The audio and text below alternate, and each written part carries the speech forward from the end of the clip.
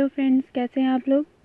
तो आज हम लोग करने जा रहे हैं साइंस का क्वेश्चन सेट 4। ठीक है, सेट 1, सेट 2, सेट 3 कर चुके हैं। अब सेट 4 आपका ये स्टार्ट होने वाला है। ठीक है, तो हम अपने टॉपिक पे चलते हैं। क्वेश्चन 1, इसमें the full form of CNT, the full form of CNT। तो फर्स्ट ऑप्शन अगर हम देखें तो एक मिनट, फर्स्ट क्वेश्चन है हमारा कार्बन, फर्स्ट ऑप्शन हमारा रहता है कार्बन नैनो टेक्नोलॉजी, सेकंड है सेंट्रल न्यूरो ट्रांसमीटर और थर्ड है कार्बन नैनो ट्यूब्स और डी ऑप्शन है नन ऑफ द अबव। तो यहाँ पे ऑप्शन सी हमारा सही होगा, कार्बन नैनो ट्यूब्स। ठीक है, the full form of CNT is carbon nano tubes. तो आंसर सी राइट हुआ। अब हम अपने नेक्स्ट क्वेश्चन की तरफ बढ़ते हैं। Multiple types of microbes including bacteria and fungi have the ability to degrade. First option है CNT, तो ये राइट है। सेकंड है graphene, GRA and their derivatives, ये भी राइट है। और फिर हमारा सी ऑप्शन है बोथ आर करेक्ट, तो ये भी हमारा ऑप्शन सी हमारा राइट हो जाएगा इन दोनों के राइट होने की वजह से। और फिर डी ऑप्शन है नन ऑफ द अबव, तो ये हमारा यहाँ से हट जाएगा, रिमूव हो जाएगा। तो यहाँ पर है multiple types of microbes including bacteria and fungi have the ability to degrade. ठीक है, तो CNTs और ग्राफीन या उसके जो डेरिवेटिव्स होते हैं, उनसे जो बनते हैं, डराइव किए जाते हैं, तो ये दोनों चीज़ें क्या करती हैं, डिग्रेड कर देती हैं मल्टीपल टाइप्स ऑफ माइक्रोब्स को, जिसमें हमारे बैक्टीरिया, फंजाई और भी तरह के माइक्रोब्स आते हैं। ठीक है, तो ये बहुत ही इम्पॉर्टेंट है और ये डिग्रेडेशन में हेल्प करते हैं। और साथ में CNT का फुल फॉर्म भी हमने पढ़ा, क्या है, कार्बन नैनो ट्यूब्स। तो कार्बन नैनो ट्यूब्स और ग्राफीन डिग्रेडेशन में हेल्प करती हैं किसके, माइक्रोब्स के। ठीक है, तो हम अपने नेक्स्ट पॉइंट की तरफ बढ़ते हैं। यहाँ पे ऑप्शन सी हमारा राइट हो गया। Question 3, at present 22 operational reactors of which are under IAEA safeguards. ठीक है, तो 22 ऑपरेशनल रिएक्टर्स, तो रिएक्टर्स हम जानते हैं कि रिएक्टर्स क्या होते हैं, न्यूक्लियर रिएक्टर्स हैं। यहाँ पे ऑपरेशनल रिएक्टर टर्म दिया गया है। तो एक्चुअल में ये किस पे बेस करते हैं, हमें पता है कि ये बेस करते हैं न्यूक्लियर फिजन पे। इस पर कोई भी हमारा जो हैवी न्यूक्लियस होता है उसको ले लिया जाता है, जैसे यूरेनियम, प्लूटोनियम वगैरह ले लिए जाते हैं। उसको क्या किया जाता है, उस पर न्यूट्रॉन का बॉम्बार्डमेंट करवा के उसमें स्प्लिटिंग होती है और फिर ये फर्दर रिएक्शंस होती हैं। ठीक है, तो इस पे इसके जो एप्लीकेशन है, यानी कि जो न्यूक्लियर फिजन का एप्लीकेशन है, वो हमारे न्यूक्लियर रिएक्टर्स होते हैं। उसी में एक ये बनाए गए हैं ऑपरेशनल रिएक्टर्स की बात की जा रही है। तो एट प्रेजेंट 22 ऑपरेशनल रिएक्टर्स में से कितने रिएक्टर्स IAEA सेफ गार्ड्स के अंदर लिए गए हैं। तो इसका 20 ये रॉन्ग है, 13 भी रॉन्ग है और सीधा हमारा 14 आंसर है। इसमें से सिर्फ 14 जो है वो अंडर IAEA सेफ गार्ड्स के लिए लिया गया है। ठीक है, तो ये फिगर याद रखिएगा कि 22 ऑपरेशनल रिएक्टर्स में से 14 को लिया गया है IAEA सेफ गार्ड्स के अंडर में। ठीक है, तो ऑप्शन सी हमारा यहाँ पर राइट हो गया। अब क्वेश्चन 4 को देखते हैं। अभी हमने IAEA के बारे में पढ़ा, तो इसका फुल फॉर्म क्या होता है। ऑप्शन ए है हमारा इंडियन एटॉमिक एनर्जी एजेंसी। ठीक है, ये रॉन्ग है। सेकेंड है इंटरनेशनल एटॉमिक एमिशन एजेंसी, ये भी रॉन्ग है। थर्ड है इंटरनेशनल एटॉमिक एनर्जी एजेंसी और फोर्थ है इंडियन एटॉमिक एमिशन एजेंसी। तो ये इंडिया से जो रिलेटेड है, ये तो रॉन्ग है। बात आई इंटरनेशनल, तो यहाँ पे एमिशन आ गया है, तो ये एमिशन इसका फुल फॉर्म नहीं होता है। तो यहाँ पे ऑप्शन सी हमारा राइट है, इंटरनेशनल एटॉमिक एनर्जी एजेंसी। यानी कि इस एजेंसी के अंदर जो ऑपरेशनल रिएक्टर्स हैं, ठीक है, तो उसमें से 22 में से 14 IAEA ने, यानी कि इंटरनेशनल एटॉमिक एनर्जी एजेंसी से ने अपने अंदर ले लिया है, अंडर में ले लिया है। तो हमारा यहाँ पे ऑप्शन सी जो है वो सही हुआ। अब हम चलते हैं क्वेश्चन 5 की तरफ। उसमें कह रहे हैं in India some kept under IAEA safeguards. तो इसमें से क्या लिए गए हैं, nuclear reactors, hydrogen bomb, both are correct, none of the above. तो जो डी ऑप्शन है ये तो हमारा रॉन्ग हो गया। अब बात आती है बोथ आर करेक्ट, तो हाइड्रोजन बॉम्ब इसके अंदर नहीं लिए गए, यानी कि हमारा ये भी ऑप्शन गया और ये भी ऑप्शन गया। तो हमारा राइट आंसर हुआ ए। यानी कि हमने बात भी की थी ऑपरेशनल रिएक्टर या न्यूक्लियर रिएक्टर्स, तो ये न्यूक्लियर रिएक्टर्स इसके अंडर में लिए गए हैं IAEA के अंदर। ठीक है, तो option is the right answer. फिर हम बढ़ते हैं क्वेश्चन 6 की तरफ। क्वेश्चन 6 में है India will decide on the number of new reactors to placed under IAEA safeguards after assessing if these will be fueled by procured from abroad। ठीक है, तो यहाँ पे किस बेसिस पे किन न्यूक्लियर रिएक्टर्स को लिया गया है IAEA के अंदर। तो हमें फिगर पता है कि 22 में से 14 लिए गए हैं, लेकिन उसमें ऐसी क्या क्वालिटी है जो वो लिए गए हैं, यानी कि फ्यूल्ड यहाँ पे जो है वो इम्पॉर्टेंट है, फ्यूल। तो यहाँ पे कौन से ऐसे रिएक्टर्स लिए गए हैं, तो देखते हैं। पहला है यूरेनियम फर्स्ट, फिर है thorium, plutonium, all of these. तो ऑल ऑफ दीज तो नहीं है, यहाँ पे ये गया। प्लूटोनियम भी नहीं है, थोरियम भी नहीं है, सीधा आंसर हमारा आता है यूरेनियम। यूरेनियम फ्यूल लिया गया है, जिसमें यूरेनियम फ्यूल यूज़ होता है, वो रिएक्टर्स को IAEA के अंदर लिया गया है। और वो क्या है, कितने हैं वो, 14 है। 22 में से 14 ऑपरेशनल रिएक्टर्स को लिया गया। वो एक्चुअल में क्या है, न्यूक्लियर रिएक्टर्स है। ठीक है, तो एक टॉपिक से हम बहुत तरह के क्वेश्चन लेते हैं ताकि वो टॉपिक हमें क्वेश्चंस के थ्रू क्लियर हो जाए। ठीक है, तो ये आप लोगों को क्लियर हो गया होगा, इसका ऑप्शन ए राइट है। तो हम अपने नेक्स्ट टॉपिक और नेक्स्ट क्वेश्चन की तरफ बढ़ते हैं। क्वेश्चन 7 जिसमें बोला है Streptococcus pneumonia is the leading cause of. ठीक है, ये जो निमोनिया का हमारा वो है, वायरस है, वो एक्चुअल में क्या कर रहा है, सॉरी बैक्टीरिया है। तो वो एक्चुअल में क्या करता है, उससे क्या कॉज होता है, bacterial pneumonia, meningitis, sepsis in children, all of these. तो स्ट्रेप्टोकोकस निमोनिया जो भी रिस्पॉन्सिबल है वो बैक्टीरियल निमोनिया के लिए भी रिस्पॉन्सिबल है, वो मेनिंजाइटिस के लिए भी रिस्पॉन्सिबल है, और सेप्सिस इन चिल्ड्रन, ठीक है, बच्चों में सेप्सिस के लिए भी रिस्पॉन्सिबल है। यानी कि हमारा ऑप्शन डी राइट हो गया। फिर हम चलते हैं क्वेश्चन 8 जिसमें बोला है the full form of PCV। ठीक है, तो फर्स्ट ऑप्शन जो हमें दिया गया है PVC, ये है पॉलीविनाइल क्लोराइड, तो ये तो हमारा रॉन्ग हो जाएगा। ये ऑप्शन आप लोग को इसलिए दिया गया है, बच्चे जल्दी में स्टूडेंट्स क्या करेंगे कि इसमें टिक कर देंगे। ये याद रखें, ये है PVC का फुल फॉर्म, PVC यानी कि पॉलीविनाइल क्लोराइड। ठीक है, तो PCV एक अलग चीज़ है। बी ऑप्शन हमारा आता है न्यूमोकॉकल कॉन्जुगेट वैक्सीन। अभी इसको देखते हैं। सी ऑप्शन है बोथ आर करेक्ट, तो बोथ तो करेक्ट हो नहीं सकते क्योंकि ए हमारा रॉन्ग हो चुका है। और नन ऑफ द अबव देखते हैं, तो इसका राइट आंसर है pneumococcal conjugate vaccine. The full form of PCV is pneumococcal conjugate vaccine. ठीक है, तो इसमें बी ऑप्शन हमारा राइट हो जाता है। तो क्वेश्चन 8 का राइट आंसर है बी। क्वेश्चन 9 को देखते हैं। इसमें एनिमल सेल, बहुत सिंपल बात की गई है, एनिमल सेल, प्लांट सेल, हम पढ़ते हैं ना, बेसिक यूनिट है हमारी बॉडी की। तो animal cell have dash in cell membrane. तो एनिमल सेल में प्लाज्मोडेस्माटा फर्स्ट ऑप्शन हमारा दिया गया है। तो एनिमल सेल में प्लाज्मोडेस्माटा नहीं होता, ये प्लांट सेल में होता है, इसलिए ये ऑप्शन हमारा रिमूव हुआ। सेकेंड है लार्ज सेंट्रल वैक्यूल्स। तो वैक्यूल्स लार्ज जो होते हैं वो प्लांट सेल में होते हैं, एनिमल सेल में नहीं होते हैं, यानी कि ये भी ऑप्शन यहाँ से रिमूव हुआ। अगर यहाँ पे स्मॉल होता तो हम उसको टिक कर देते।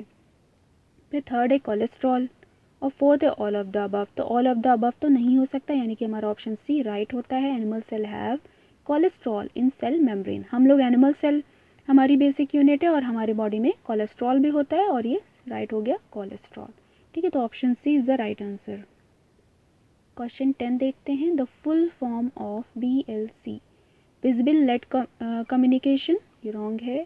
Visible light communication, long range optical wireless communication, ये गया नन ऑफ द अबव, तो ये भी नहीं। तो इसका फुल फॉर्म है विजिबल लाइट कम्युनिकेशन।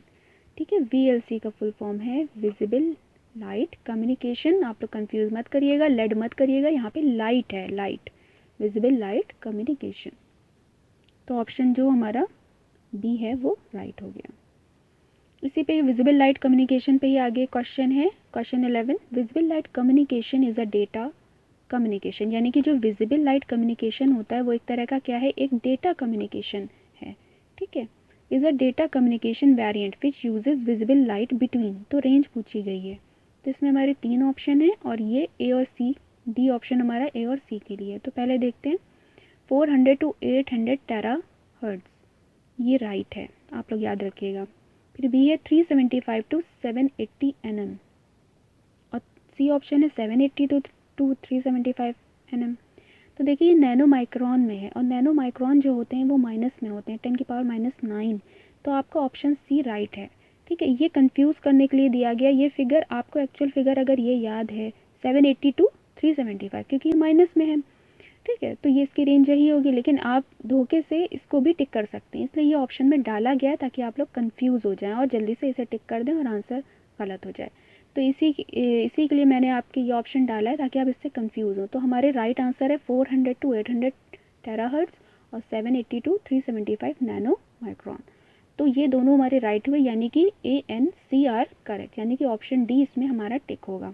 याद रखिएगा ये VLC क्या है, विजिबल लाइट कम्युनिकेशन है, ये एक तरह का डेटा कम्युनिकेशन वेरिएंट है जो कि यूज़ होता है किस रेंज के अंदर, 400 से 800 टेराहर्ट्ज और 780 to 375 nano micron.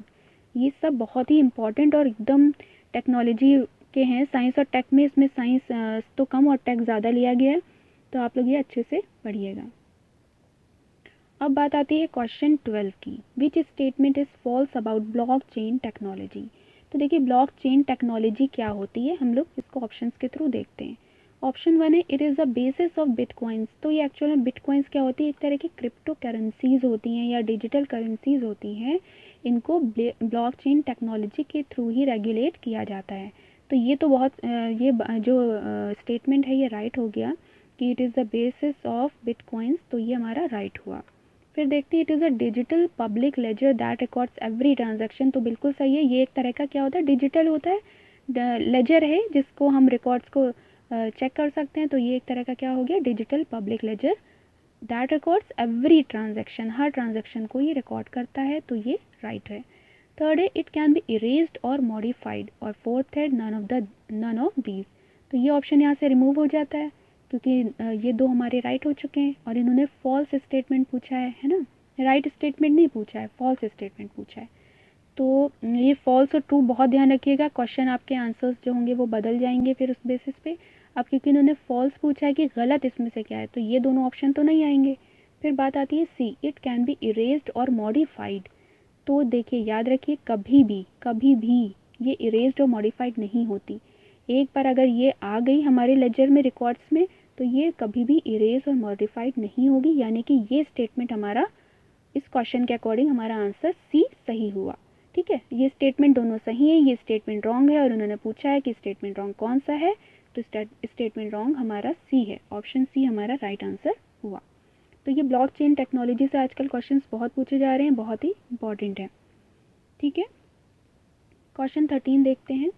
Where did the National Informatics Centre setup centre of excellence in blockchain technology.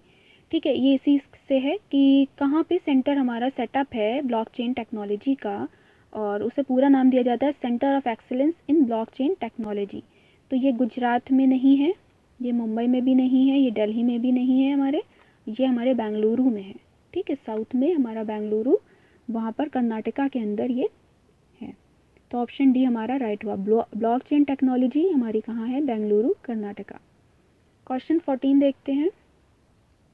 Which ministry organise the responsible artificial intelligence यानी कि AI for social empowerment 2020 RAISE 2020, ये इसकी फुल फॉर्म है, आप लोग ये भी ध्यान रखिएगा, कहीं पूछ सकते हैं। रेज की full form responsible artificial intelligence for social empowerment 2020।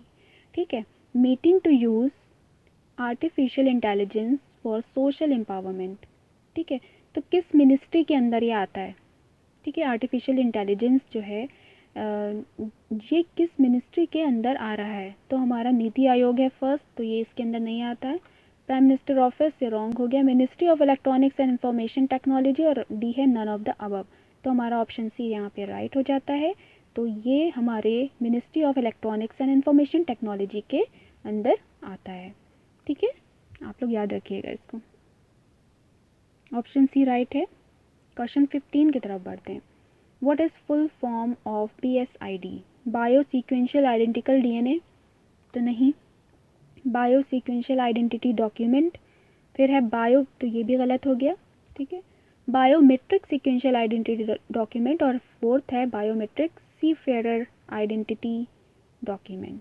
ठीक है, तो ऑब्वियसली ये बायोमेट्रिक है, और ये हमारा ऑप्शन सी भी यहाँ पे गलत हो जाएगा क्योंकि सीक्वेंशियल यहाँ पे नहीं आएगा और यहाँ पे सीधा आएगा D biometric, B for biometric, C फेरर आइडेंटिटी डॉक्यूमेंट। यानी कि ये एक तरह का क्या है, आइडेंटिटी डॉक्यूमेंट है और ये यूज़ किया जाता है, ठीक है। BSID इसका शॉर्ट फॉर्म है। तो हम अपने नेक्स्ट क्वेश्चन की तरफ बढ़ते हैं, क्वेश्चन 16। अब BSID को ही बात करेंगे, इसी के बारे में बात की जा रही है। Is the first country in the world to issue BSID। ये डॉक्यूमेंट, ये आइडेंटिटी किसने इशू की है, हमारे कौन सा कंट्री इसके लिए, किस कंट्री ने इसको इशू किया। Capturing the facial biometric data of C farers first Israel, तो ये रॉन्ग है। UK ये भी रॉन्ग है। चाइना ये भी रॉन्ग है। तो यहाँ पे डी ऑप्शन है इंडिया, ठीक है। तो इंडिया ऐसा हमारा फर्स्ट कंट्री बना है वर्ल्ड के अंदर जिसने इशू किए हैं BSID, ठीक है। और जिसमें क्या किया जाता है, बायोमेट्रिक डेटा है ये। तो इस तरह का इंडिया हमारा फर्स्ट कंट्री बना है, इसको याद रखिएगा। बहुत अच्छा लगता है जब अपने कंट्री के बारे में बात की जाती है। तो ये पहली ID हमारे इंडिया ने दी है, BSID, ठीक है, जिसका फुल फॉर्म है बायोमेट्रिक सीफेरर आइडेंटिटी डॉक्यूमेंट। तो अब हम क्वेश्चन 17 की तरफ बढ़ते हैं। What is the full form of CDAC? Centre for development of aided computing, centre for development of advance computer, तो यहाँ कंप्यूटर की बात नहीं है। फिर centre of development of advance computing, तो ये हमारा राइट आंसर हुआ, centre for development of advance computing, ठीक है। ऑप्शन सी हमारा यहाँ पे राइट है। अब ये BSID की ही बात की जा रही है, इसी से रिलेटेड क्वेश्चंस चल रहे थे अभी। जो इंडिया हमारा वर्ल्ड में इंडिया ने सबसे पहले उसको ID को, डॉक्यूमेंट को शुरू किया है। तो BSID has been developed with collaboration with CDAC, ठीक है। अभी हमने CDAC का फुल फॉर्म भी पढ़ा। कहाँ पर ये शुरू किया गया, यहाँ पे ये पूछा जा रहा है। तो मुंबई में, न्यू दिल्ली में, बेंगलुरु में या किसी में भी नहीं। तो हमारा यहाँ पे राइट आंसर है मुंबई, ठीक है। ऑप्शन डी हमारा राइट है, मुंबई में ये शुरू किया गया है। किसके कोलैबोरेशन में, CDAC के कोलैबोरेशन में। इसका क्या फुल फॉर्म है, centre of development of advanced computing, ठीक है। सब ये क्वेश्चंस एक ही टॉपिक से उठा के बनाए गए हैं ताकि आपको वो टफ टॉपिक बिल्कुल ईजी लगने लगे, ठीक है। तो अब हम चलते हैं क्वेश्चन 19 की तरफ। यहाँ पे पूछा गया what is the full form of RFID in IR, ठीक है। Radio frequency identification, red field identification, और थर्ड है radio field identification and none of the above. तो देखिए ये रेड की तो बात नहीं हो रही, यहाँ पे रेड नहीं आना है, यहाँ पे आना है ऑप्शन सी, और ऑप्शन ए, जिसमें फ्रीक्वेंसी की बात की गई है, ठीक है। तो रेडियो फील्ड से कंफ्यूज कर रहे हैं कि यहाँ पे फील्ड आएगी या फ्रीक्वेंसी आएगी। तो आप लोग याद रखिएगा, यहाँ पे क्या आएगी, फ्रीक्वेंसी आएगी। Radio frequency identification, RFID in IR, ठीक है। ऑप्शन ए हमारा राइट हो गया। अब हम क्वेश्चन 20 की तरफ चलते हैं, जिसमें RFID से ही रिलेटेड बात की जा रही है। RFID का फुल फॉर्म क्या था, रेडियो फ्रीक्वेंसी आइडेंटिफिकेशन। तो RFID project has been undertaken under make in India initiative by, ठीक है। तो ये किसके थ्रू लिया गया है, ठीक है। तो फर्स्ट है central for real information system, और फिर है centre for railway information system, और सी है बोथ, एंड डी है नन ऑफ द अबव। तो ऑप्शन बी हमारा राइट है। ये किसके अंडर में लिया गया है, centre for railway information system. ये रेलवेज के अंदर लिया गया है। पहले भी पूछा गया था इससे पहले क्वेश्चन में IR करके, तो वो इंडियन रेलवे है, ठीक है। तो उसके अंडर ये लिया गया इनिशिएटिव। तो ऑप्शन बी हमारा यहाँ पर राइट होता है। क्वेश्चन 21 को देखते हैं। क्वेश्चन 21 में है Israel created and world first 3D printed, ठीक है। तो यानी कि हमें एक इन्फॉर्मेशन तो यही मिल जाती है कि यहाँ पे कौन क्रिएट कर रहा है, यहाँ पे हमारा इसराइल क्रिएट कर रहा है, ठीक है। इसराइल ने क्या क्रिएट किया है, वर्ल्ड 3D प्रिंटेड, ठीक है। 3D प्रिंटेड क्या इन्होंने किया है, मेड फ्रॉम ह्यूमन सेल, जो कि ह्यूमन सेल से बना हुआ है। तो इसने क्रिएट किया है, हमारा फर्स्ट ऑप्शन है हार्ट, फिर है हमारा लिवर, और सी है बोथ, एंड डी है neither one and neither not two. तो इसराइल हमारा ऐसा कंट्री है जिसने कि 3D प्रिंटेड हार्ट को, ठीक है, HEART हार्ट को इसने फिगर इसका दिया है जो कि ह्यूमन सेल का है। ठीक है, तो यहाँ पे ऑप्शन हमारा ए राइट होता है, हार्ट। तो आपको ये याद रखना है, एक तो इसराइल को याद रखना है, दूसरा वर्ल्ड फर्स्ट है और world first 3D printed heart दिया है, ठीक है, जो कि ह्यूमन सेल का है। ठीक है, तो इसको आपको याद रखना है, ये इम्पॉर्टेंट है। तो ऑप्शन ए हमारा यहाँ पे राइट होता है। क्वेश्चन 22 की बात करें, इसी 3D प्रिंटिंग की बात की जा रही है कि जो इसराइल ने किया है, ये वर्ल्ड का पहला है, हमारे दुनिया में पहली बार किया गया है। तो ये किस प्रोसेस पे बेस करता है? ठीक है, तो फर्स्ट है एसोसिएटिव प्रोसेस पे बेस है, नहीं एडिटिव प्रोसेस पे बेस्ड है, या बोथ एंड बी। तो ये बोथ एंड बी तो गलत हो जाता है और ये भी, तो बचता है हमारा एडिटिव प्रोसेस। ठीक है, तो ये जो 3D प्रिंटिंग है ये किस प्रोसेस पे बेस करती है? एडिटिव प्रोसेस पे बेस्ड है। क्वेश्चन 23, ठीक है, तो इसकी बात करें तो यहाँ पे कह रहे हैं dark net. Dark net is also known as dark web, a part of deep web, both A and B and none of the above. तो देखिए, जो डार्क नेट है इसको आप ऐसे याद रखिए जैसे आइसबर्ग होता है। ठीक है, ये वाटर है और ये कुछ पोर्शन यहाँ पे ये थोड़ा सा रहता है और मैक्सिमम पोर्शन ये नीचे की तरफ रहता है। तो इसको आप इस तरह से याद रखिए कि ये डार्क नेट इस तरह का है। ठीक है, तो ये जो डार्क नेट है इसको एक और नाम दिया जाता है डार्क वेब भी कहा जाता है। इसको डार्क वेब भी कहा जाता है डार्क नेट को, और ये पार्ट है डीप वेब का। ठीक है, तो देखिए जैसे कि हमारे वो हैं, हम यूज़ करते हैं जो भी व्हाट्सएप है, इंस्टा है, फेसबुक है, वो सब ये हमारे ऊपर के पोर्शन में आ जाते हैं। और जो और चीज़ें यूज़ की जाती हैं जो कि कॉन्फिडेंशियल होती हैं, ठीक है, तो वो सब नीचे इसमें यूज़ की जाती है। तो ये हो जाती है हमारी डीप वेब। तो जो डार्क नेट है वो पार्ट है किसका? डीप वेब का। तो ये इस तरह से इंफॉर्मेशन ली जाती है, ये पुलिस के अंदर जो अंडर में रहता है ये सारी चीज़ें, और उसमें ये यूज़ किया जाता है। तो ये क्या है एक्चुअल में ये यहाँ पे हमारा बोथ, यानी कि सी ऑप्शन हमारा यहाँ पे सही हो जाएगा, क्योंकि ये दोनों पॉइंट्स हमारे सही हैं। तो option C is the right answer. अब हम चलते हैं क्वेश्चन 24 की तरफ। यहाँ पे कह रहे हैं भारती एयरटेल, बहुत अच्छे से देखिए, भारती एयरटेल की बात की जा रही है। Introduce India's first VoWiFi. ठीक है, अभी हम वाईफाई के बारे में सुनते थे, अब हम वीओ वाईफाई के बारे में सुन रहे हैं। Which statement is false about. तो इसे तो बाद में देखेंगे कि कौन सा स्टेटमेंट फॉल्स है, पहले ये देख लेते हैं कि भारती एयरटेल ऐसा बना है, इसने इंट्रोड्यूस किया है इंडिया में सबसे पहला वो वाईफाई। तो हमें ये याद रखना है, वीओ वाईफाई। ठीक है, तो हमें याद रखना है भारती एयरटेल ने इंडिया का पहला वीओ वाईफाई को इंट्रोड्यूस किया है। उसके बाद अब देखते हैं कि इसके लिए क्या क्या स्टेटमेंट राइट है और कौन से फॉल्स स्टेटमेंट हैं। तो वीओ वाईफाई का फुल फॉर्म इन्होंने यहाँ पे दे दिया वॉइस ओवर वाईफाई। ठीक है, तो ये बिल्कुल सही है, वीओ का हमारा फुल फॉर्म हो जाता है वॉइस ओवर वाईफाई। दूसरा पॉइंट है हमारा बी ऑप्शन कि wifi based voice over internet protocol service. तो ये भी बिल्कुल सही बात है, ऑप्शन बी भी हमारा राइट होता है, और हमें निकालना है फॉल्स स्टेटमेंट। ठीक है, सी देखते हैं। वीओ यानी कि voice over wifi provides users with a shorter call connection time. तो बिल्कुल सही, ये बहुत ज़्यादा आसानी से यूज़ हो जाता है, इसमें कुछ हमें अलग नहीं करना है, वही सेम प्रोसेस रखना और हमारी वॉइस कॉल हो जाती है। उसके बाद हमें डी ऑप्शन देखें, ऐप इज़ नेसेसरी। तो ये ऑप्शन हमारा गलत हो जाता है क्योंकि इसमें किसी भी ऐप की ज़रूरत नहीं पड़ती है। ठीक है, तो ऑप्शन डी हमारा रॉन्ग हो गया, और इन्होंने यहाँ पे फॉल्स स्टेटमेंट ही पूछा था, इसलिए हमारा ऑप्शन डी राइट हुआ। तो 24 का आंसर है ऑप्शन डी। 25 क्वेश्चन पे चलते हैं। यहाँ पे पूछा has become the first police department in the country to use a robot named KP bot SI ranked for police work. ठीक है, तो यहाँ पे Mumbai police, Kerala police, Delhi and none of these. तो देखिए इसके लिए मुंबई पुलिस रिस्पॉन्सिबल बिल्कुल भी नहीं है, ना दिल्ली पुलिस है, और इसके लिए केरला पुलिस जो है वो रिस्पॉन्सिबल है। तो ऑप्शन बी हमारा यहाँ पर राइट होता है।